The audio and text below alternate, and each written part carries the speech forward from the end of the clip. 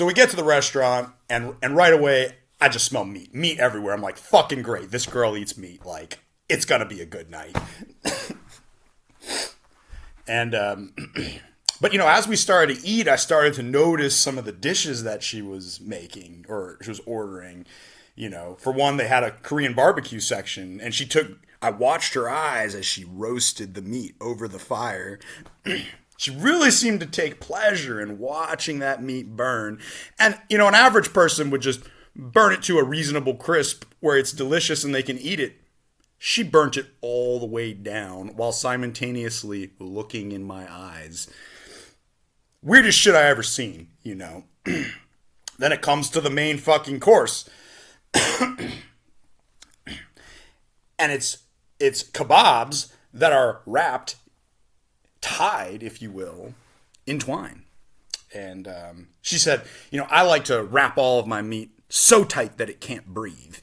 I said, okay, I just want to eat, I think it's cool that you're a meat eater. I don't date vegetarians.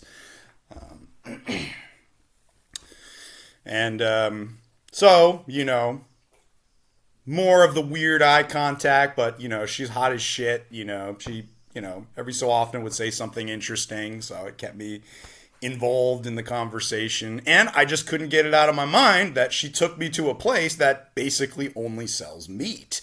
This woman eats meat, we're, it's been a while, and we should fucking proceed. So, but the flags were there. This is the thing, folks. They always show you your red flags. Don't let it get to this point. And so, at this point, we were drunk, got an Uber, stumbled back to her house from the Uber, and the lights are off. So, we go inside, she flicks them on, immediately starts taking her clothes off. Immediately. And I go to take my clothes off, and she says, no. She says no. She said, I have something special for you. I just need you to do something first. I'm like, do something special. Like, okay, so we got a meat eater telling me there's something special, but I can't take my clothes off. Like, what the fuck's going on?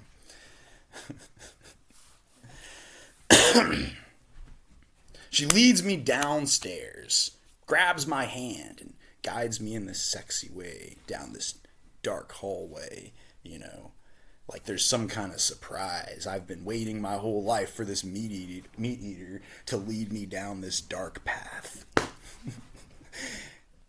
And then all of a sudden I hear a door crack. We walk in through the door. We're in the middle of this large room. She flicks the light on, and it's a goddamn sex dungeon that's basically screaming, Mike D, we're going to torture your asshole tonight.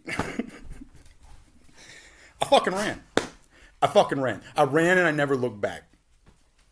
This is a story of caution.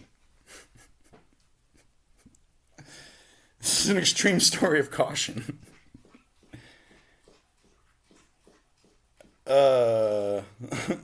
What's this? Extreme story of caution. Don't be dating girls on Tinder who say they're extreme feminists.